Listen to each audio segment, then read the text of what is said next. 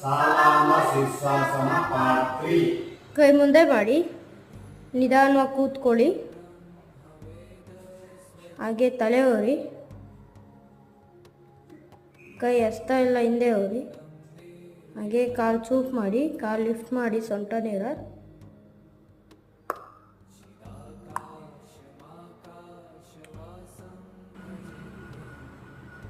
ಅಲ್ಲಿ ಉಸಿರಾಡಿ ಉಸಿರಾಡಿ.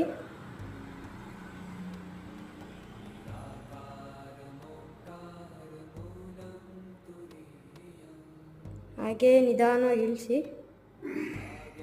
ಅಲ್ಲೇ ಉಸಿರಾಡಿ ಉಸಿರಾಡಿ. ಉಸಿರೆಳಿತಾ ಮೇಲೆ ಬನ್ನಿ.